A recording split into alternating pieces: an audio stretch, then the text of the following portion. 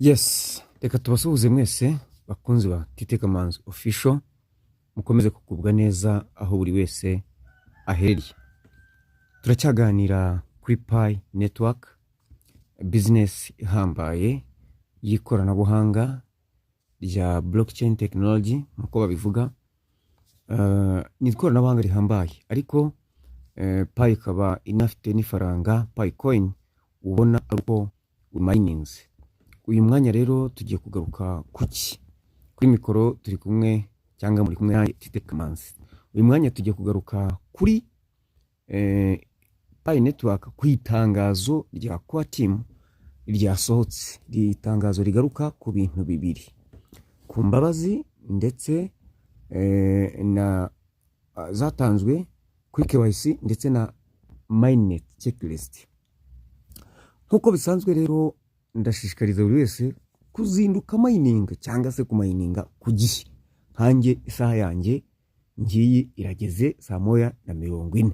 Hari abantu bambwiye bati kumininga barabibereka nkuko mubibona kuri aka video.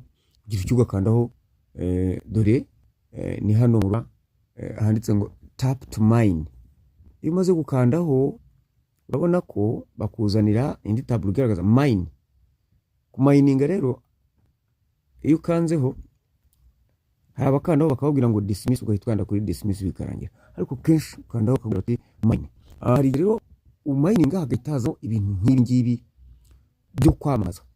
Iyo kwamamaza ugomba kubimenya ko ari kwamamaza, uducya ukabikuramo bitewe naho ubikuriramo bikavamo, ngaho ugasubira aho waminingiraga bikaba byarangiye kumininga. Hanyuma rero abenshi bagira gutya akabona itangazo ibintu bikamuyobera. Iyo bimuyobeye ayorwa icyo akora. Ubwo rero feri ya mbere, iyo umaze kumininga nta kindi ukora, uhita wibutsa abantu bawe kumininga nabo. Ukora iki? Urabona hano iyo umaze kumininga hariya hari handitse ngo tap to mine, haba hari hahita hahinduka icyatsi. Erega ubu ngubu amahugurwa mwavugaga nuko tuyakora, nuko tujye kujya tuyakora, ariko tuzagira n'umunsi wo guhura muri rusange. Abantu bampamagariramo mwihangane ndajya mbakupa. Urabona ko hano iyo hahindutse icyatsi imaze gukandaho, hejuru yaho hari ahantu handitse, njya nkunda kuvuga ngo hari udutwe tubiri. Noneho urabona handitse imibare y'abantu winjije n'uwakwinjije, hanyuma iyo mibare ibanza abarimo kumininga. Mpita ndeba nkavuga ku bantu 161 ninjije harimo n'uwanyinjije, dore 33 kuri bo nibo barimo kumininga. Kubera iki? Ntiriwe rero mbahamagara ngo nirwe nsakuza. Icyo nkora nkandaho nkajya kubahwitura. Maze gukandaho ndaza bikarodinga, urabibona bitewe na connection ufite ni kibazo. Babita referral team. Barimo barambwira ngo hara kuri referral team tujye kujya twiga rwose mwihangane. Barambwira ngo you have invited 160 new pioneers so far. Your referral team has 161 members. 33 of 161 are currently mining. Barambwira yuko jewe namaze kuinvitinga abantu 160. Sibyo ko nk'ubwo harimo nk'abapfuye, harimo nk'ababiretse konti bakazisiba, ariko imibare bikiriho igaragaza yuko agaragaza abo nyinjije. Ejo cyangwa ejo bundi bashobora kugaruka. Hanyuma ngo ariko referral team yanjye irimo abantu 161. Ngo muri abo rero kugeza ubu, muri abo rero 33 kuri 161 nibo barimo kumininga. Ni ikibazo. Kugira ngo rero mbahwiture, mpitamo guhwitura abatamininga. Ariko iyo ngiye guhwitura abatamininga kandi hakaba ari abari kumininga biri burangire mu kanya, bari bakeneye guhwiturwa nabo. Ubwo hari handitse ngo ping inactive. Urabona reka wenda ahangaha mbe maritse munsi yaho mwibara rya move nkandamo. None babandi batamininga bakabona akamenyetso kabahwitura ngo ni mu mining. Munsi yaho rero baranditse ngo members, invite new pioneers to join your referral team. Ni ndarika abandi ba pioneers bashya bajye mu ikipe yanjye. Boost your mining rate for every active mining member. Zamura urwego rwo kumayininga rwawe kuri buri muntu wese mining. Ping daily to remind them to mine. Nyamara jya bapinginga cyangwa se ego jya bahitura buri munsi kugira ngo ba mining ubibutse ku mining. Hano rero hirya handitse all mu cyongereza, all ni byose. Barambaza ni all naba mining gusa, nababaye reported cyangwa nabari inactive. Ndabahwitura bose cyangwa ndahwitura aba mining cyangwa ndahwitura ababiretse cyangwa ndahwitura abibagiwe ku mining. Hari abo twaripotinze nyine yuko batakimayininga, ndahwitura baye. Ngiye rero kubera ko ntazi wo biri bugereho ninde, ndaje mpwiture bose, ndakanda kuri all, ndayigira nyanyikandaho. Nimara kwikandaho ntegereze agasubizo. Nta gasubizo batanze. Noneho kubera ko nakanze kuri all, notification ubwo bari buyitangire. Ariko noneho by'umwihariko ngiye no guhwitura abatamayininga. Nubwo bose nabahwituye, ariko ngiye no guhwitura abatamayininga. Ndagira nkande kuri ping inactive. Inactive ni babandi batarimo gukora. Ntegereze. Ping inactive. Inactive members of your referral team has been pinged. Dismiss now. Ukuvuga ngo babandi batamayininga bamaze kumenyeshwa, nkahita nkanda kuri dismiss. Ibi bikorwa inshuro imwe mu masaha 28 akatwakavuyeho. Namaze kumayininga. Ubwo rero kanigarukire hano. Reka twongere tureba kandi kantu nsoreze ku itangazo. Dore hano handitse hejuru 100 ku 100. 100 ku 100 niyo security sako. Ukandamo. Hari abasanga hariho 0 ku 100. Ubwo igihe cyo kuyikora cyarageze. Iyo maze gufungura rero security sako boost, zamura urwego rwa nkanda hano muri move handitse add, nkandamo. Maze gukandamo system ikuzanira urutonde yamaze gukandamo urabona urabibona banzanira urutonde rwabo nashyize muri security sako. Icyo nkora dore nkuyu ubwo urabona abo nashyizemo handitse imbere y'izina ryabo ngo added. Iyo ukanzeho biba handika added, usanga handitse add nguyu. Ngira nk'akandaho. Iyo nkanzeho ndategereza bigahinduka. Urabona ko kabaye added. Nkashaka dore n'abandi mwabibonye, ngira nk'akandaho. Shatse nabikandaho ko ngenda nkandaho cyo bigahinduka added. Nuko nguko bashyira abantu. Uyu nguyu konti yarayisibye, kumushyiramo ntacyo bivuze. Hariho bagiye basiba konti rwose babiretse. Barambwira ngo can't add this user yet. Rwose kubera ko konti yarayisibye. This user has not completed his sign up. Ntabwo yasoje sign up process of Pi network. Ntabwo yigeze asoza kwiyandikisha. So you cannot add them to your security circle yet. Uramenye rero ntukamushyire muri security circle. Twikomereje. Ubwo nibyo ngibyo nuko bagenda badingamo abantu. Ureba ufite izina nk'uyu nguyu, dore nkandaho nk'uyu, aho azakangukira akamayininga nawe nzazibona izi. Nk'uyu murabireba. Systeme niyo ibashyiramo, wowe ukandaho gusa bakizana. Ni benshi cyane. Kambashyiremo. Ndabarundamo tu. Abashyiramo tu. Abibonye. Flavie kwitonda ndagusuhuje, dore waje muri security yanjye nawe twari kumweshwe. Firidina ndagusuhuje cyane. Fagika inamura. Ndababona cyane batarama. fisi ndahayo hari ababiretse kumayininga ukeneye guhwiturwa rwose. Ubwo rero mwese murabona ko ndababonamo.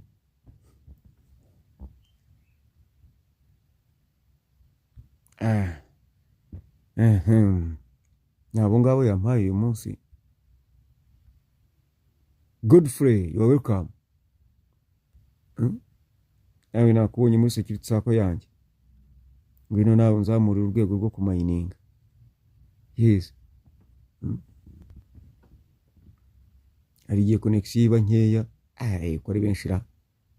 Harimo abuzi, harimo abutazi, harimo kumayininga babiretse. Jean Damascene ntirenganye zo twari kumwe komera cyane. Jackson Hakuzimana. Bataramu. Ndabishimiye cyane. Karibu.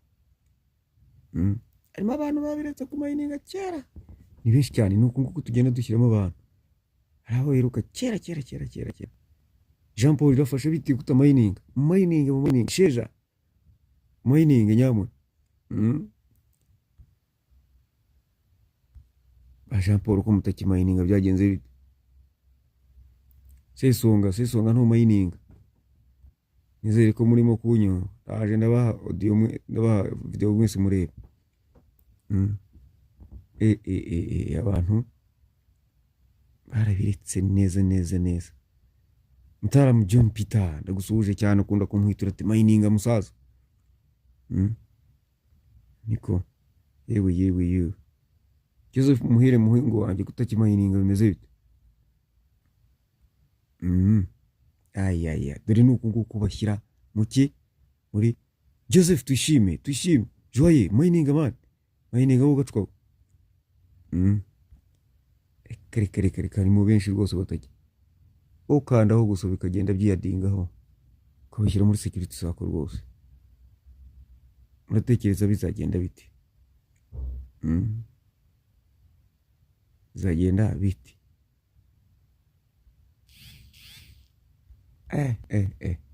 Ni benshi nakayabo ngayo nguko. Reka rero twisubirire ahasoza tujye kwitangazo ngira ngo nsorezaho. Itangazo ry'uyu munsi rero uravuga iki? Ubwo turizerega. Itangazo ry'uyu munsi rero ryasohotse ku itariki 27 ku isaa 4:09 z'ijoro nibwo ryatugezeho. Riragira riti Grace Period Update. Ni ukuvuga ngo amakuru agezweho y'igihe cy'imbabazi. Aratubwira ngo KYC deadline extends to December 31st, 2024. Hanyuma Mainnet checklist deadline remains December 31st, 2024. Ni ukuvuga ngo gukora KYC, abantu bafite KYC batakoze bahawe igihe cy'imbabazi cyanyuma cyo gukora KYC bagihawe kugeza kigeza kuri itariki ya nyuma mbese 31 z'ukwa 12 2024. Niba ufite KYC ukaba utarayikora uhawe kugeza kutarenza itariki 31 z'ukwa 12 2024. N'aba bandi bari kurangira n'ukwa 11 byahindutse muhumuri. Hanyuma Mainnet checklist ushobora gukora KYC ugasigaza kuzuza. Ni ukuvuga ngo babagira inama yo kubanza gukora KYC ariko mugakora ibindi bisabwa nyuma. Ibyo bindi rero ibiri kuri Mainnet checklist usabwa kubyuzuza bitarenze igihe cyo kubyuzuza bakirekeye ku itariki kutarenza itariki 31 z'ukwa 12 2024. Mu magambo make amagambo agize itangazo aragira ati ushaka gusoma birambuye urasoma hariya muri izo nyuguti z'umuhondo z'umukara ziri mu muhondo ahabanza. Hanyuma ushaka kujya gukomeza kuzuza Mainnet checklist akanda hariya mu nyuguti z'umukara mu muhondo iburyo. Naho hano hari ibumoso no gusoma birambuye ibyerekeranye n'icyo gihe cy'imbabazi cyatanzwe.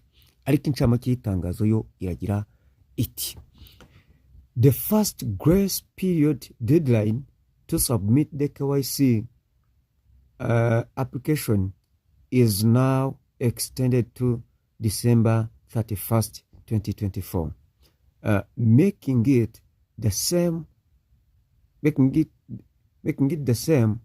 as the second deadline to migrate.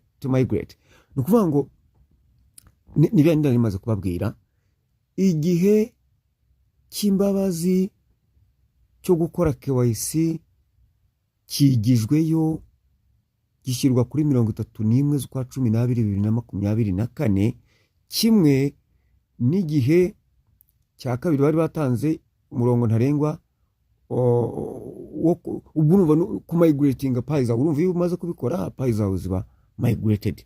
Noneho baravuga ngo the final grace period deadline has not changed and is still December 31st, 2024. Naho igihe cyo gukora mainnet checklist, igihe cy'imbabazi cya nyuma, aka kantu magasubiremo, igihe ntarengwa cy'imbabazi cya nyuma cyo nticyahindutse, kiracyari ku itariki 31 z'ukwa 12 2024. Yeah. This extension ensures all pioneers have ample opportunity to secure their pie while maintaining the overall time frame of 6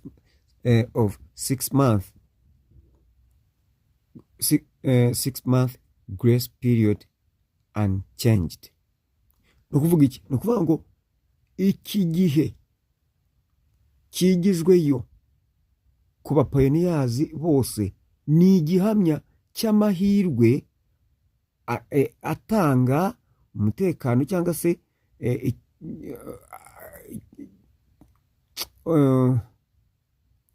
reka mbyite atanga umutekano mu gihe cyo kuzuza ibisabwa muri payi.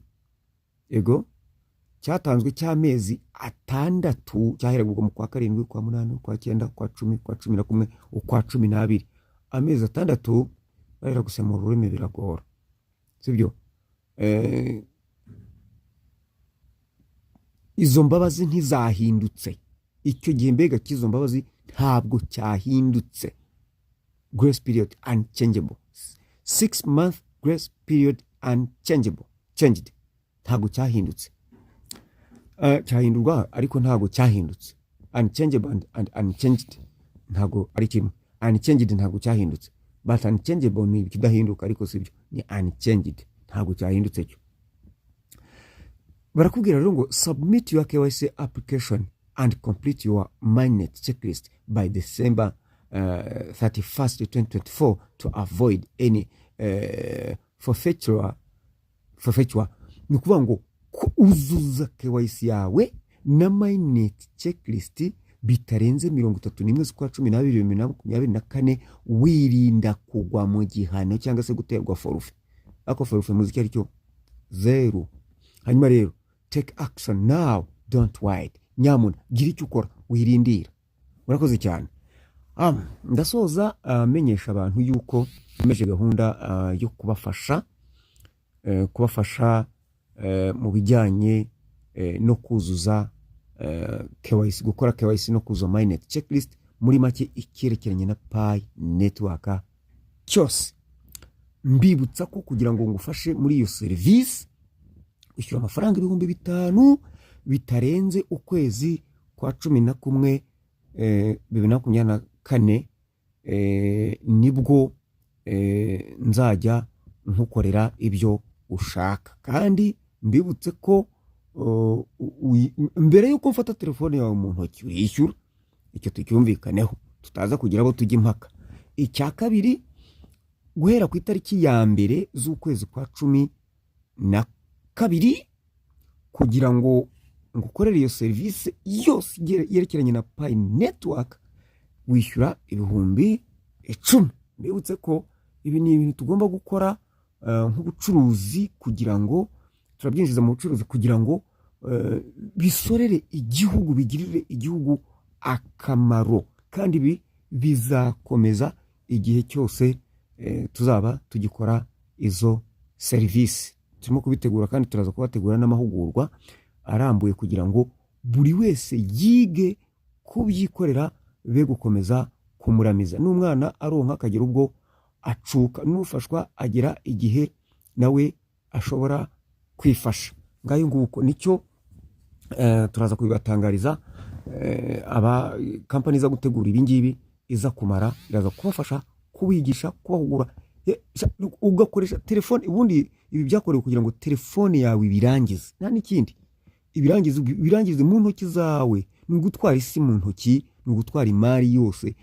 Imari yagura iki? Yagura indege ukaba wayitwara mu ntoki zawe. Isi niho tugeze. Ni nk'uko ntibizabatangaze mu gihe kizaza aho uyu muntu wavumbuye telefone yavuze yuko mu gihe kizaza umuntu azajya aba afite telefone ashobora gutwara ku gutwi, ku buryo ayicaginga ku mubiri. Hari akantu gatoya cyane wagira gutyo ugashyira hano ku gutwi, nk'uko mubona mugobekaho ikaramu. Ikoranabuhanga rero riri mu ntoki zawe, isi iri mu ntoki zawe, twifashishije ikoranabuhanga. Ibyo rero bigatuma tugomba gufasha abantu kubyiga, kubisobanukirwa. N'ibintu byoroshye cyane. Ubuse umuntu niyigeze ajya mu ishuri, ariko tacu ukuntu ayikoresha birahambaye, nta kanya rwose. Nibi nuko rero ni ibintu byoroshye, usibye ko ari bishya muri twe, ariko turaza gukora ibishoboka byose tubafashe kugira ngo buri wese abisobanukirwe. Ari uri muri Canada, ari uri muri Amerika, turabasuhuje, ndetse cyane i Burayi, hehe ibwota amasimbi, tumufashe kubisobanukirwa, cyane cyane abakoresha ururimi rw'Ikinyarwanda n'indimi zishamikiyeho nk'Ikirundi, Gifumbira n'izindi ndimi barabyumva. Mukomeze rero mugubwe neza, mwaye muronke, kandi mwibuka kumayininga kuko ariyo soko yo kubona payi nyinshi. Murakoze cyane.